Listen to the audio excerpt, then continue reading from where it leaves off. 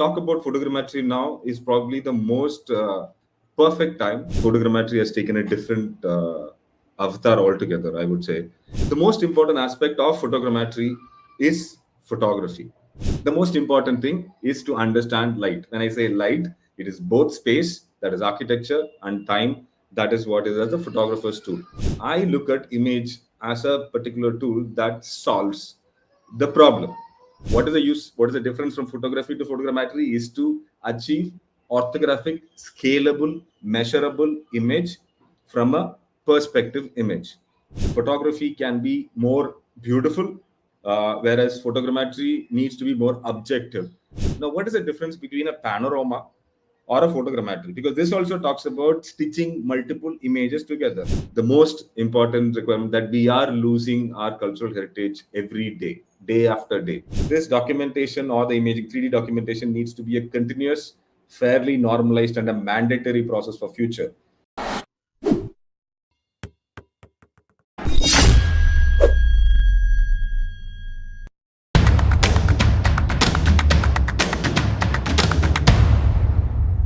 We are proceeding with the photogrammetry workshop by architect Maniyarasan. So, Maniyarasan, please join us.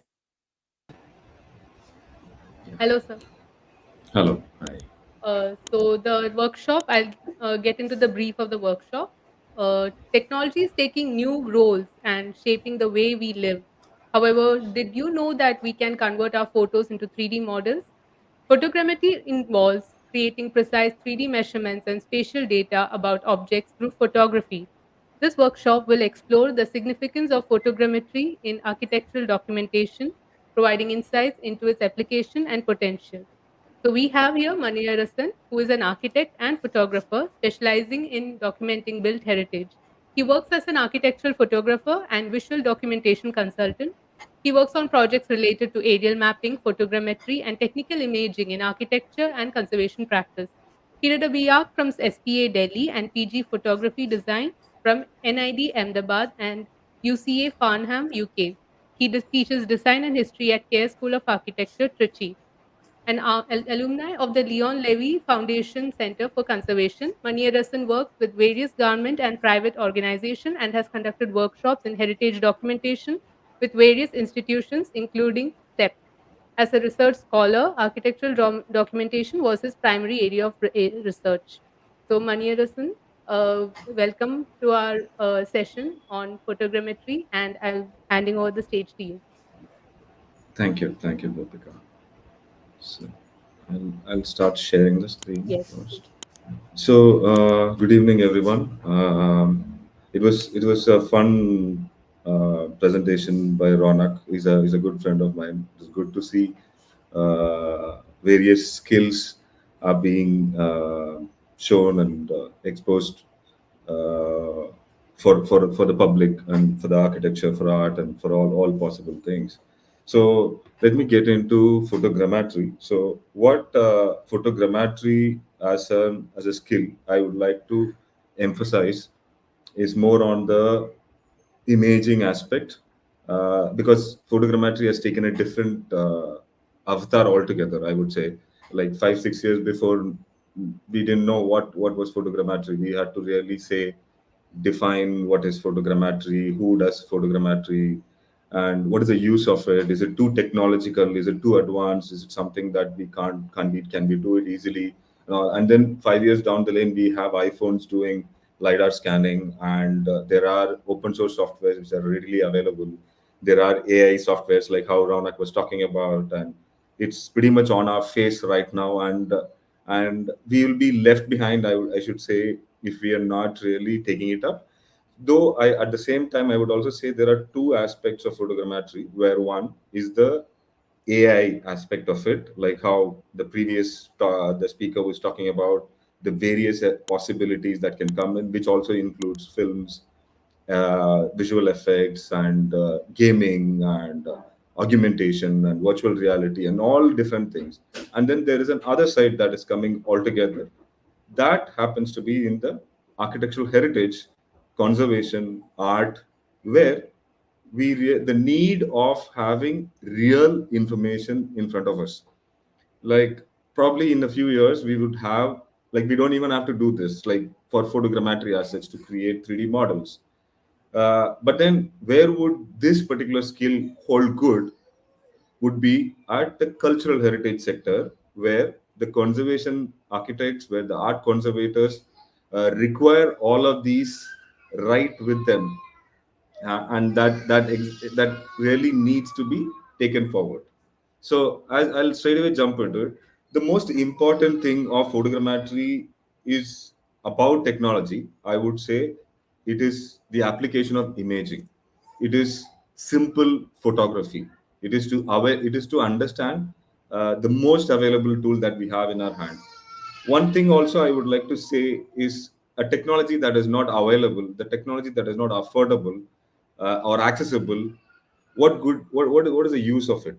And to talk about photogrammetry now is probably the most perfect time, because all of us are photographers. There used to be a time where we used to ask if anyone has a camera, how many cameras do we have?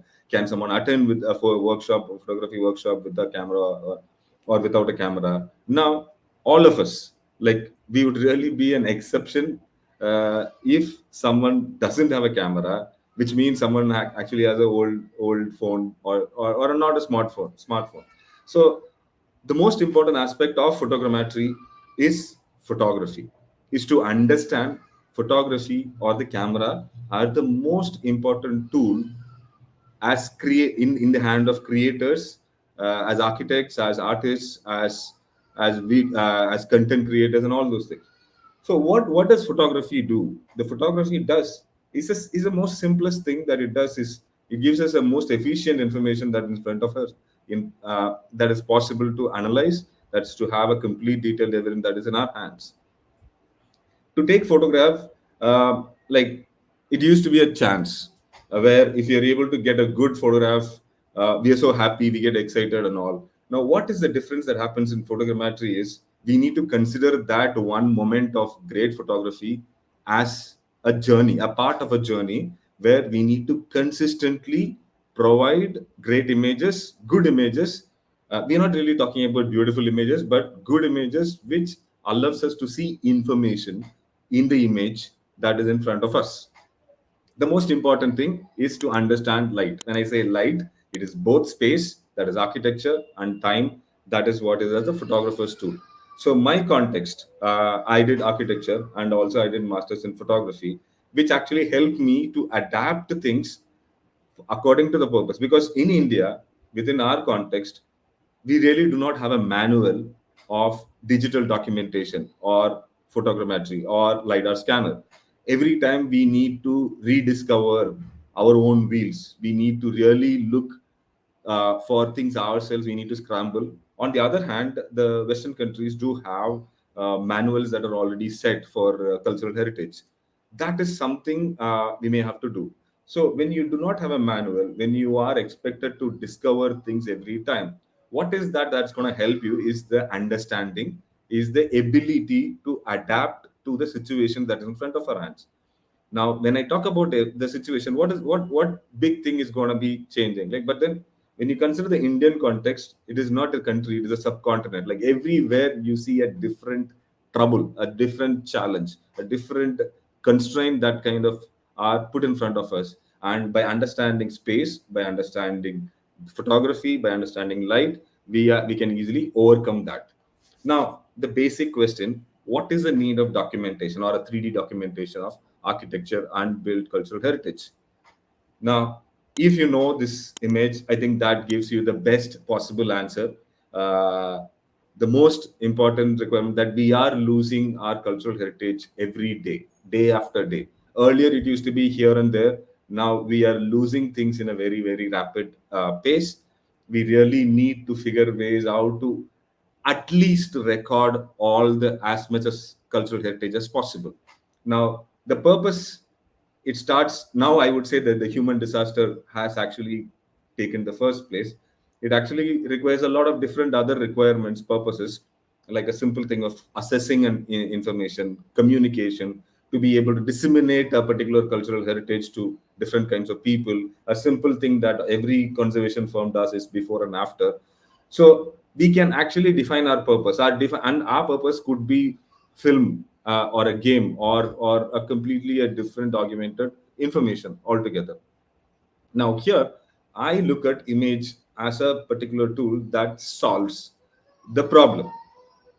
And then this is another example, like for people who know, this is Notre Dame, and for people who don't know, this also is a church that was have met the fate of fire a few years ago. And the image that was on the that is on the left side is an image before the fire, and there's an image of the fire. Now, what is interesting now? How is documentation helping here? Yeah, so we're talking about Notre Dame. So these were the images of the one that was before fire, and that was the one during fire. And currently, we we were left only with the 3D model, and then that was allowing the people who were looking to restore the entire cathedral, and these 3D model data was helping them to put things back together. Now, what is the value of this 3D model? What is the value of this point cloud? Is something that we can only imagine of. Now, going a little bit back of history in terms of imaging, it all started in 1826, where the basic imaging started. This is the first image that we have in our hand, continued, and as soon as, like, we are talking about 1830, the imaging came in, whereas in 1850 we are talking about the plane table photogrammetry that is coming in. Now what we are currently doing is a digital photogrammetry, which is way more easier compared to the plane table or analog or analytical photogrammetry. Now what were they using that for? Is nothing but aerial mapping. So as soon as imaging started coming in, as soon as photography came into scene, as soon as people started taking photographs, the governments, the organizations, they immediately started looking at using image as a tool to create maps, tool to be, because obviously creating map is a great in has a great influence on political borders and boundaries. So this is where it all started, where with these different kinds of plane table and analog and analytical. And I've heard from very elderly PWD civil engineering people about how cumbersome, how tiresome, tedious these processes used to be, where they used to work on a large scale of making their drawings and maps of particular towns, or the borders. So this you can also see there are photographs that the camera that is being connected to a carrier pigeon, which should be considered as a first drone things. And with all the drone images currently, we can generate a complete town in front of us, and a lot of people are already doing it. Now, to straight away jump into the basics from that very grainy, black and white, dark, dingy image to a point where we are now, we are talking about completely all different things. And according to the previous presentation, we don't even need a camera to even have an image. Now, I would just like to simply just put these three parts in terms of what was camera's evolution. The first one is being a small body camera, which allowed a any person, any common man, to be able to shoot and photograph. The second image where that person is holding, that's our first digital camera in 1980s that came in. And the third one that has completely revolutionized and that too towards photogrammetry is our phone cameras. We don't need anything like, if there is ever a question of asking like what is the best camera for photogrammetry, the answer is whatever you have in your hand is the best of it.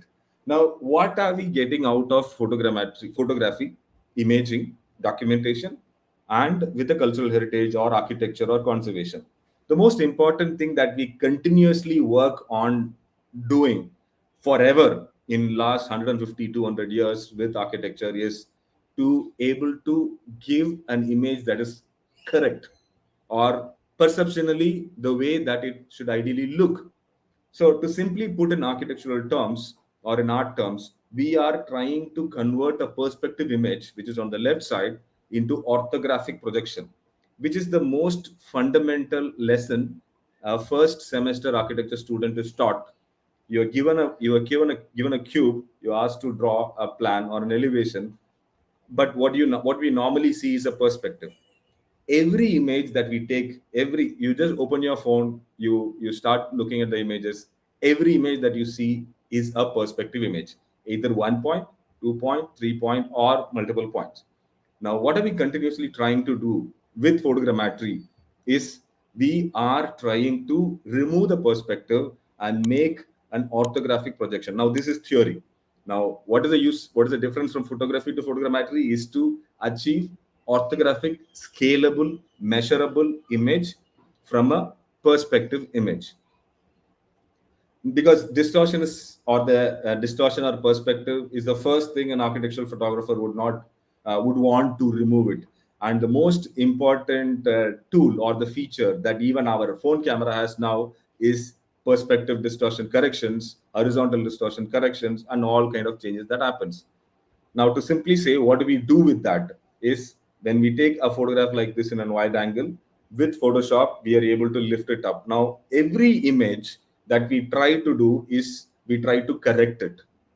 Now, what is the connection to photogrammetry is because with photography, we are talking about a basic fundamental theory that it is filled with optical errors. Now, how much ever we try, we can only negotiate the errors. Optics, we can't eliminate it. Now, what photogrammetry does or helps us is to eliminate.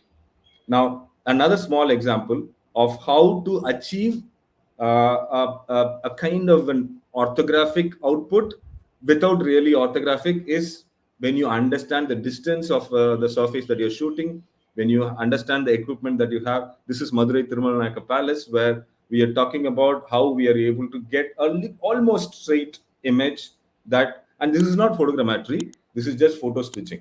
Many times we do not need photogrammetry, even good photo stitching, we can get reliable information. So the most important aspect for any architect or artist, or the people who are working with the documentation, I would say, we are always unconsciously looking for reliable images that are compelling enough to be used as part of the practice protocols. Now, to straight away come here, what is photogrammetry? Photogrammetry is a technique of getting measurable imagery. When I say measurable imagery, every photo that we take is not measurable because their proportions, scale, distance, or everything changes. Whereas in photogrammetry, it will not change. At one point, if you say this is 1 meter, and we understand that the entire image is scaled according to that. Now let's go and look into the examples also, as well, for better understanding. Now, when we say photography is nothing but light, writing with light.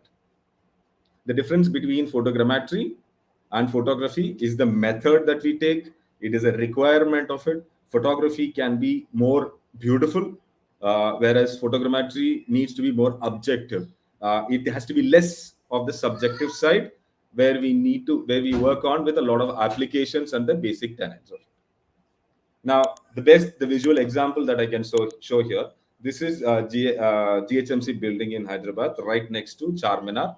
This is a single image that is taken in a wide angle phone camera. Now, this is the same image that is lens corrected. You can see the difference of lifting up. This is what we normally try to do. Now, what have we done here? When we say lifted, that we have lifted an image, what have we done is, there is a point here, which is the viewing point.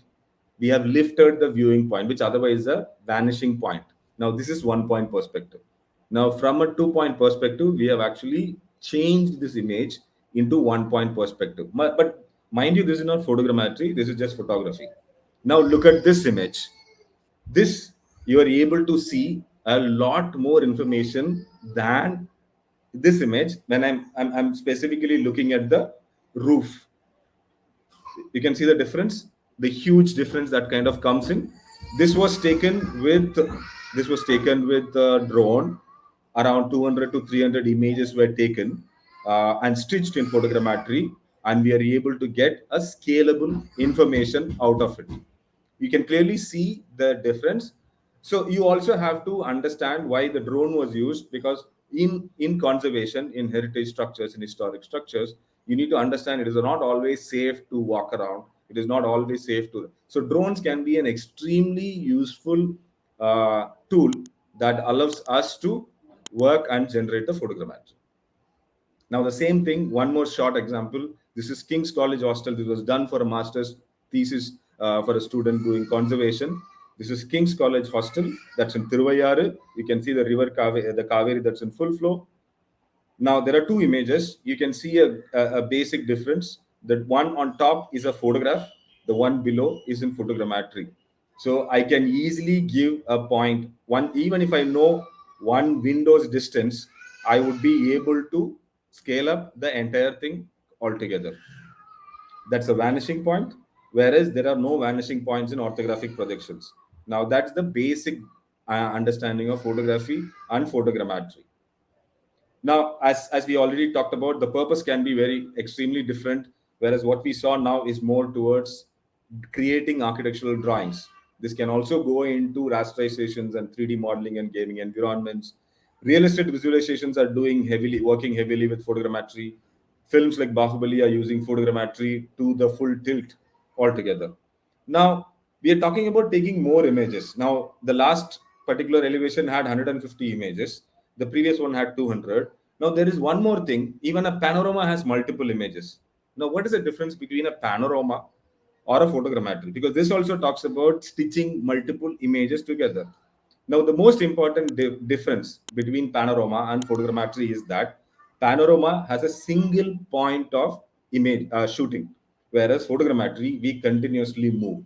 Like the one image where I was holding the camera and then moving around. This also, we are talking about moving one after the other. Now, when we are talking about this particular panorama, this is seven multiple consecutive images that were taken from the same point. And that is also the reason why we have such a large distortion that is happening here. Now, coming to a small case study. So this is British residency, which went on conservation for last around like 8-9 years, and that was inaugurated last year. So this was such a wonderful building. Once I went in as a photographer around 2015, I didn't know photogrammetry. I used to do all kinds of photographic techniques. I used to use as many different tools that I know. I was so excited with this building. So this is one of the images. This is again, as you know, this is, as you can see, this is a panoramic image. You can also see the balconies are curved, the lines, you can't really scale this. This can be used as like a one-off image in a report, not more than that. And again, the subjective understanding could vary person to person. So you need to be really extremely cautious in looking at these panoramas. So in this particular place, there was this, as you can see on the top, there is a ceiling, which is paper pressed ceiling, which is a mix of around 650 panels that were imported from UK, and they were nailed. And as you can also see, there is a bit of damage. So I was informed to document this particular ceiling, where you can see a lot of panels which are completely off. They are, some needs repair, some just needs basic touch up and then put it back.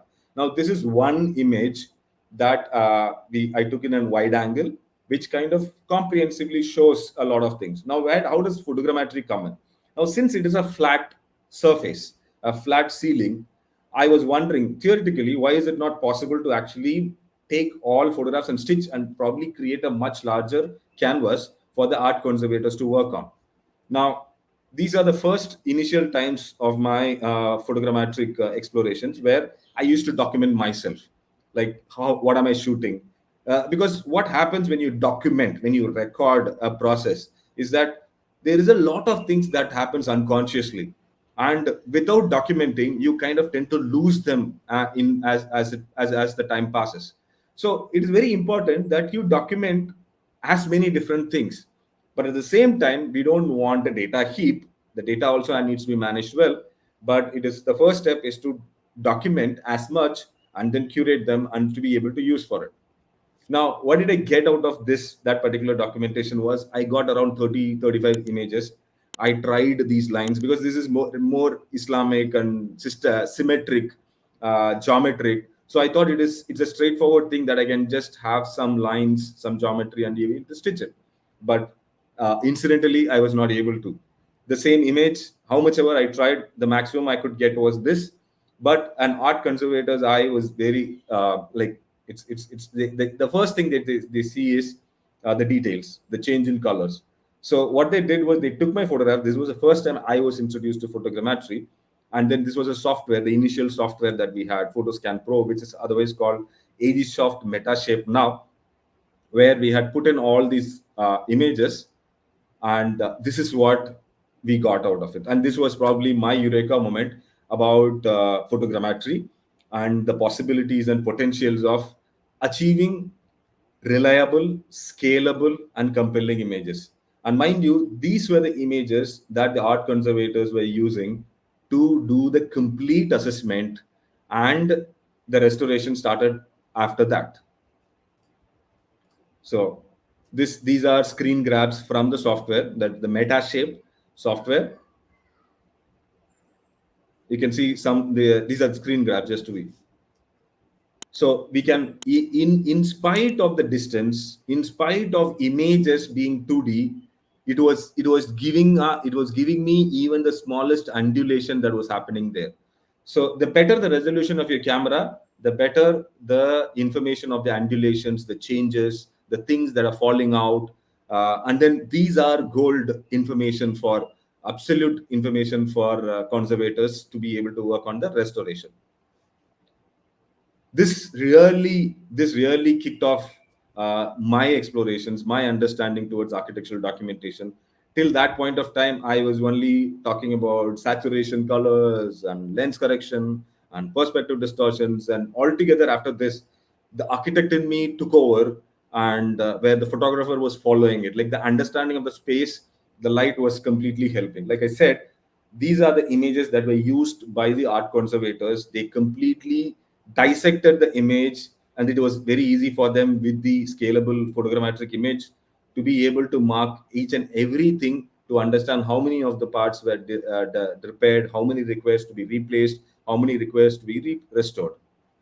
We continued documenting as we went on. So once the restoration was getting over, and part by part, we were documenting them as well. Now my level of understanding the resolution went way above, and then we started documenting to the last inch. Now we also documented people who were restoring inch by inch. This ceiling alone took around 2.5 to 3 years to complete, and this was the completed ceiling after restoration that happened. And as you can see, there is a before and an after from 2016 to 2019.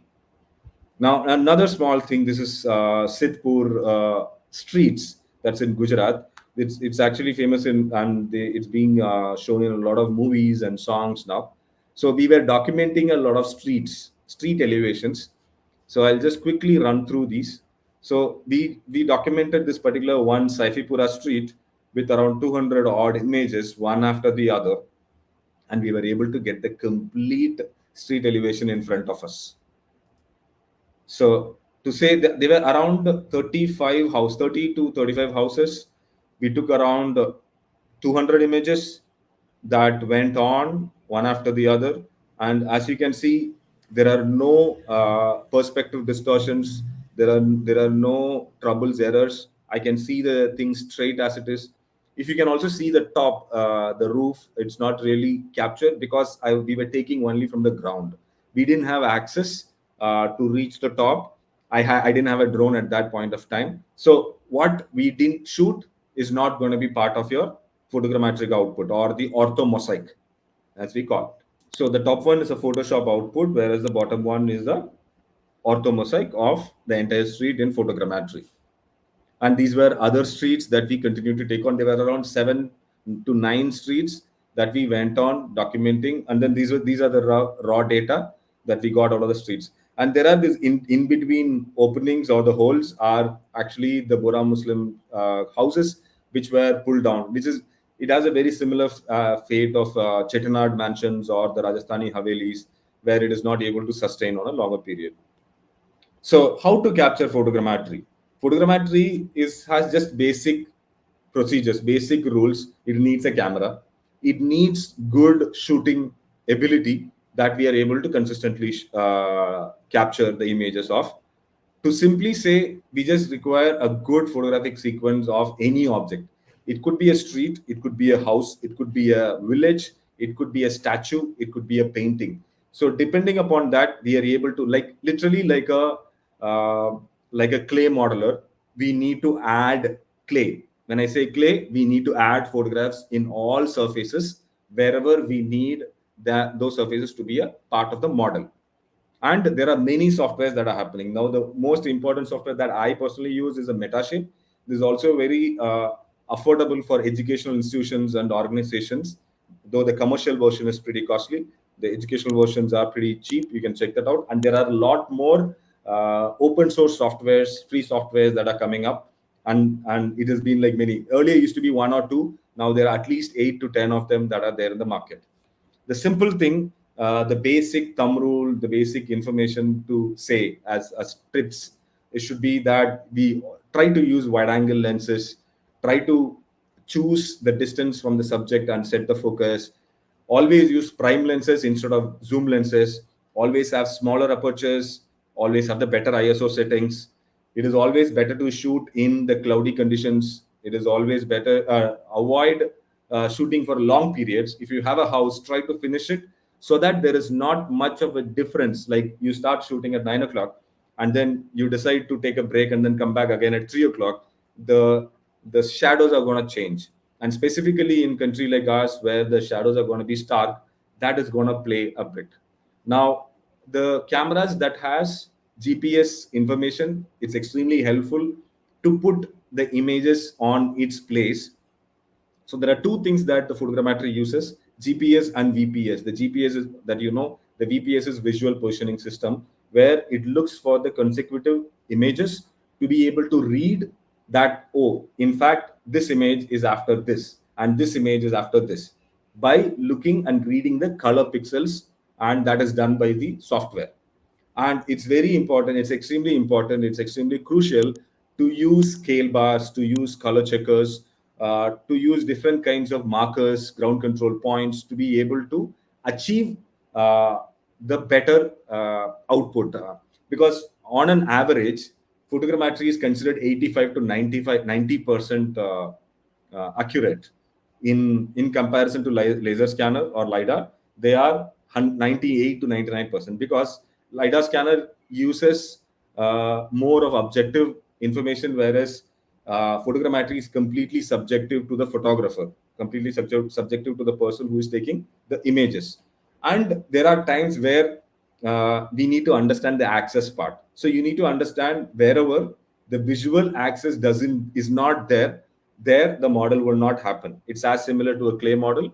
If you don't add clay to your nose, then there is no nose.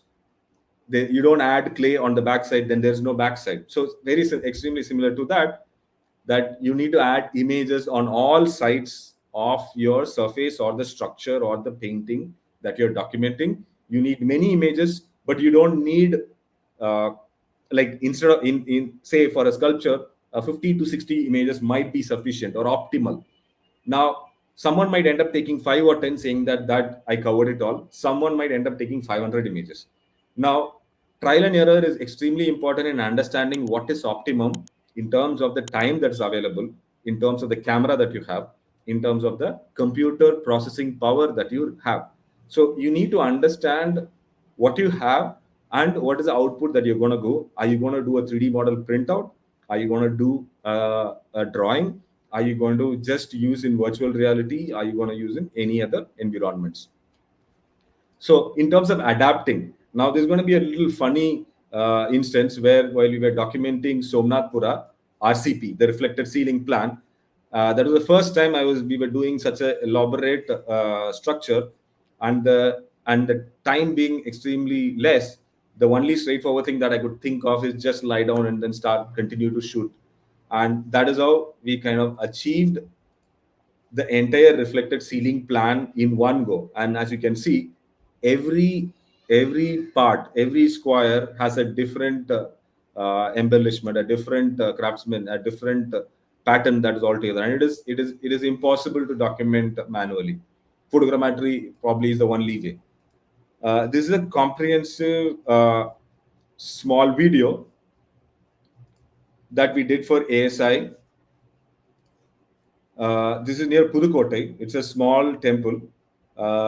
We did everything. We did manual measurements. We did photographic documentation. We did photogrammetry, and we kind of put them all together to serve the purpose. And the purpose was, the important purpose here was condition assessment.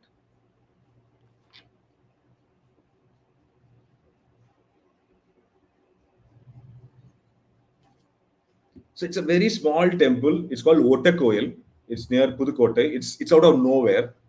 So which was good for us because there was not much of constraints for us. We had a drone, we had a camera, we had tripods. We also had architects working on measuring, and we were able to generate the entire environment through photogrammetry. And the software we used was Photoshop, and we were able to generate these kind of drawings, hybrid drawings. We were able to do the condition assessment. We were able to even give the orthomosaic elevations with measurements, and that was complete. And we also worked on these kind of hybrid drawings where one side, one half of it is a drawing, the other half of it is an image or an orthomosaic. I wouldn't call it photograph because photograph would have a perspective. I would say it is an orthomosaic, and that's a technical term for it. So this is also a three-dimensional environment that we were able to generate, which can straight away enter into any virtual environment, any gaming software, any other methods. So if you all remember a temple run, it has asserts from Cambodia. As you are running, you see all those portraits and faces that happens on both sides. It is all asserts from Cambodia. So similarly, all movies are using these kind of photogrammetric information. Uh, LiDAR or the laser scanner could be much more accurate, but then the affordability, the accessibility, and the availability is all still being worked out. Now these are the drawing outputs that we got. And this was Somnathpura. This was part of the World Heritage Dossier that we were part of the team of Intact Bangalore, which got the World Heritage status last year. So this was Somnathpura temple that was completely photogrammetry documented. And once you document it thoroughly, then you have all different layers. You can actually work on thermal imaging with imaging. You can look at the modeler. We can also print this technically, and we are able to get as many different layers like these. There are mesh. There's a mesh model. There's a solid model. There's a textured model. There's a point cloud, and there's a sparse cloud. And then we also have these kind of high resolution elevational image. Now, just to go a little bit, if this is visible, this is present in the T2 terminal of Bangalore, where the Bangalore Airport Authority decided to do 3D cataloging of the artist installations that were part of the airport. So this was one of them. So similarly, the kind of case studies or the kind of examples that I can show can be endless, and this all started with drones, with those art conservation information and all those things that kind of kept on working on. Overall, we need to understand this documentation or the imaging 3D documentation needs to be a continuous, fairly normalized, and a mandatory process for future, because the first thing that goes out or the first thing that we think is the optional action or an activity is photography or photogrammetry or documentation, because we think by the way it is there. Whereas I would like to believe it is not a complementary or a secondary activity, but it is a participatory and a parallel activity for any architectural heritage or any site or the build spaces as far as it's concerned. Overall, in terms of theoretical researches that we continue to do, we are talking photogrammetry for reliable data that is used with affordable and available tools, which can give us compelling information, which is part of continuous process and progress.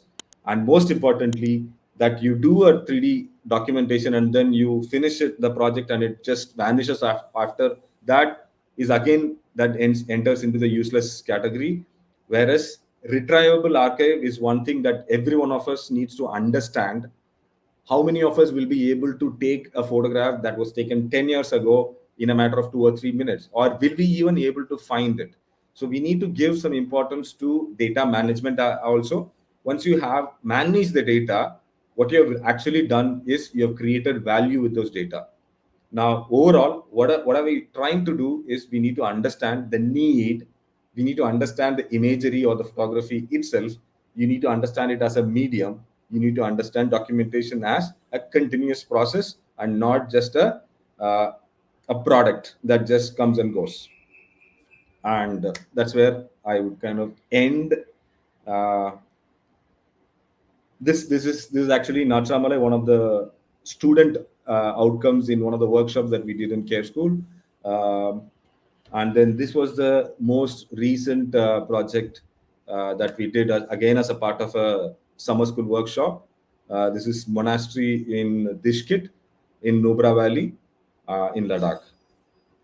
This had around 2000 images. The processing went on for 2 3 days, and we were able to achieve the complete terrain with contours, with the texture, and even the creek that goes below, as many different things. And because all of them were exposed to, this is a solid model, and this is the most recent work that we got out.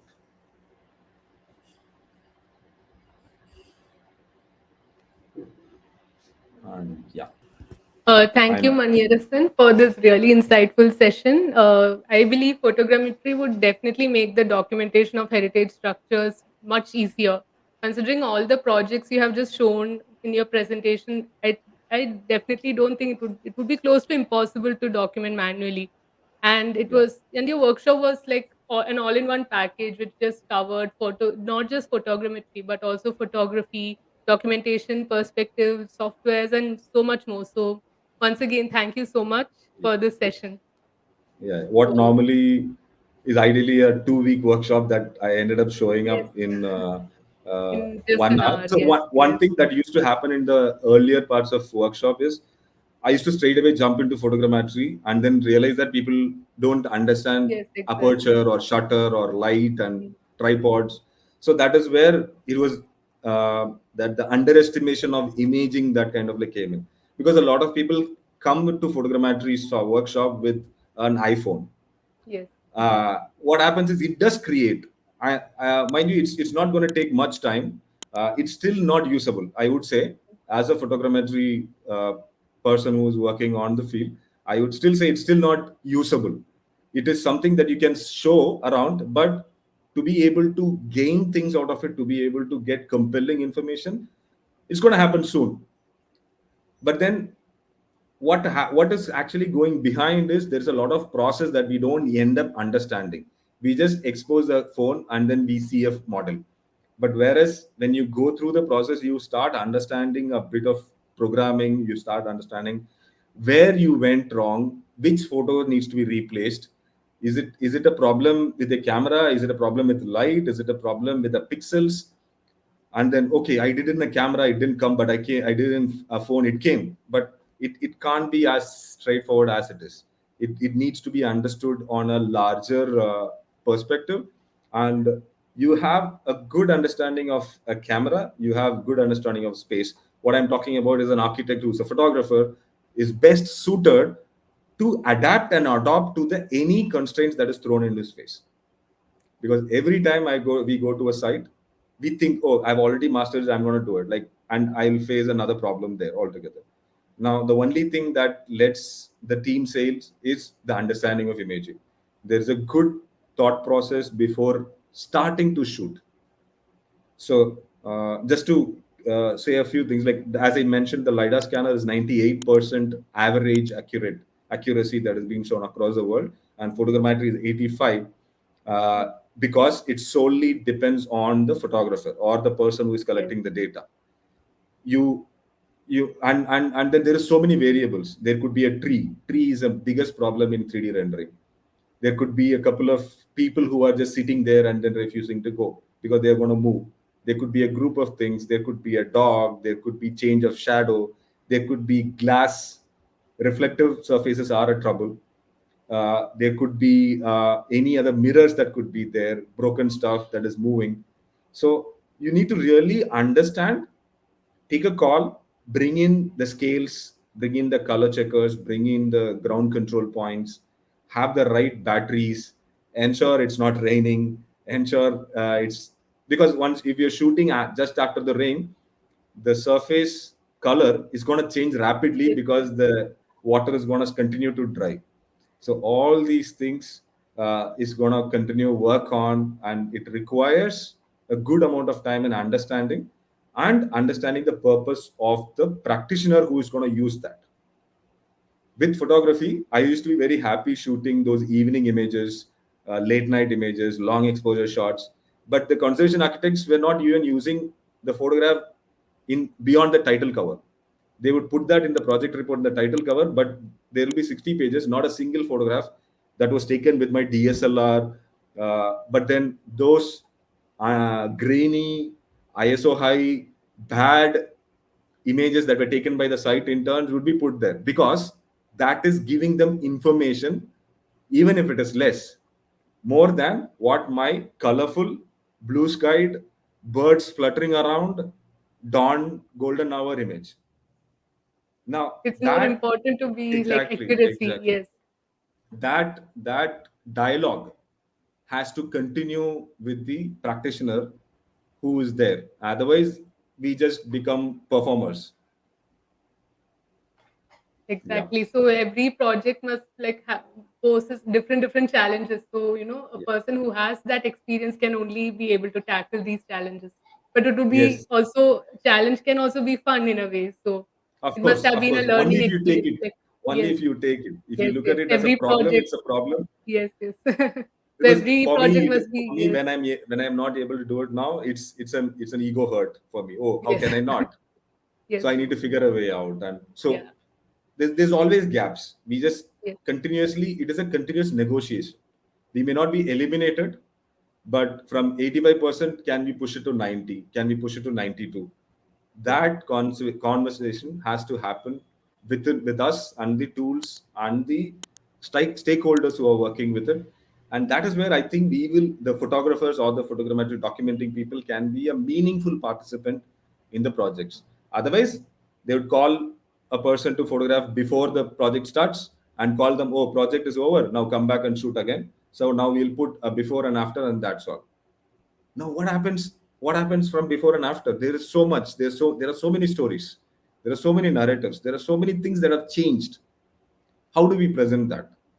So all those things, that dialogue, once a person is able to initiate within themselves, I think every challenge is going to be great, and then that success is going to be really sweeter. Yeah. So it was great listening to you. It was very insightful and was very. I was able to learn a lot from you through the session. So thank you so much. It was Thank you. pleasure hearing Yeah. you talk, and we would love to get to collaborate soon. Sure, sure. Thank you. Thanks Thank you to so much. the IIDA as well. Thank you. Thank you.